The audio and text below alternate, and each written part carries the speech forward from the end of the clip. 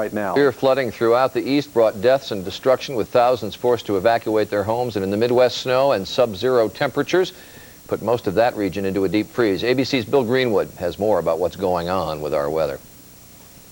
At times, it seemed as if nature was trying to tell us something, and it wasn't good.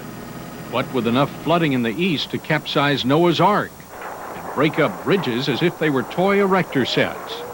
In Washington, the Potomac River put on a display of power that would make the president envious.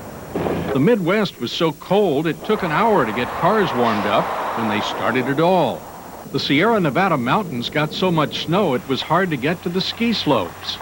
And imagine a California beach bum trying to get a tan in the rain. There was even ice in Atlanta, making it real messy for motorists. Pick a part of the nation this past weekend and there was simply no escape. But today in Pennsylvania, officials must begin to deal with the terrible aftermath. We've got families walking around in shelters with only the clothes on their backs. We have roads underwater and ice in 57 counties. It's so bad, Pennsylvania state government workers have been told to stay home today. But hundreds of people living in emergency shelters are anxious to go home. We just would like to get back home and to familiar surroundings. The kids are getting a little edgy and a little antsy. They miss their Nintendo. The 1-2 punch of a blizzard and flooding has exhausted state disaster budgets. And while the Clinton administration has promised to provide help, the federal budget is overdrawn too. Bill Greenwood, ABC News, Washington. All that snow that we had in the east a couple of weeks ago decided to melt all at once. And as Bill Greenwood mentioned, the hardest hit state is Pennsylvania. One city very hard hit by those floods in Pennsylvania has been Harrisburg, the capital, where 8,000 people are evacuated from their homes. And ABC's Bob Zelnick is standing by there. Bob? Charlie, the Susquehanna River crested yesterday. This morning it was measured at 22.1 feet, which is still 5 feet above flood levels, but it will recede if there's no other bad weather today. And by this evening it should be back below flood levels, which would be good news for about 8,000 residents of this city who were evacuated from their homes. Some have started coming back. This morning a fire broke out in a part of town that had been evacuated, and 5 row homes have been destroyed. There's other news also, Charlie, in Harrisburg. Many of the streets remain closed. The state government will be shut down, at least for the day. The state legislature will be closed at least for the entire week. Bob, I was listening last night on radio, and I heard some television comments from news conferences this morning from the governor of Pennsylvania, Governor Ridge, who we heard a moment ago in Bill Greenwood's piece. And maybe I'm reading something into it, but he sounded a little testy when he was talking about the way the federal government has responded to this. Well, what happened, Charlie, is that the administration declared in effect 6 Pennsylvania counties eligible for disaster relief. The governor said that at least 58 should have been declared eligible, and he said that bureaucrats ought to get off their bureaucratic behinds and come up and see for themselves the faces of people who have lost their homes, their farms, and their businesses. Well, sure enough, in this election year, Transportation Secretary Federico Pena will be coming up along with the head of the Federal Emergency Management Agency. There's nothing like an election year to bring water to the eye of a federal official. All right.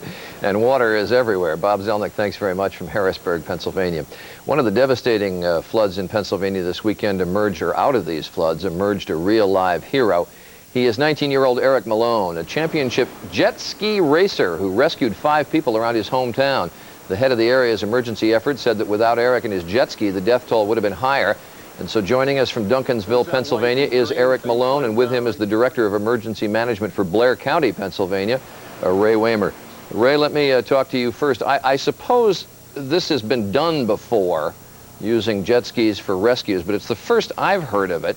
What's the advantage in using jet skis? It was really a first in Blair County for us, too. The advantage was that the jet ski was able to just skim over the top of the water.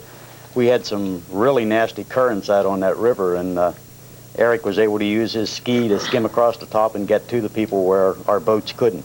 And so you simply called the jet ski shop yesterday and tried to borrow one? The Claysburg Fire Department made the initial call. Their personnel felt that the ski would be able to get to some of the areas that we needed to make the rescues. And Eric, I gather you were sitting in your dad's shop when they called, is that right? That's correct. I was head off school that day. I go to Penn State, Altoona campus. I was off and I went to work at 9 o'clock and they called around 10. So you went out, I gather, several times yesterday on rescue missions. Tell us about the first one, because I gather there were 4 people that you had to go after there. That's right. There was 4 people trapped in a trailer, maybe 200 feet off the highway, and there was no way they were going to get to those people. And I happened to be here and luckily be able to get them out of their home. I don't know jet skis very well. Can you take the weight of a second person on a ski rather comfortably? Pretty comfortable. The third person, which it is a three-seater, it's a little difficult, but it is able to handle it. So you got 4 people rescued there and then another one later on, is that right? Yes, a couple miles up the road, they got notice over their walkie-talkies that there was a young lady that was trapped in the water and she needed rescued.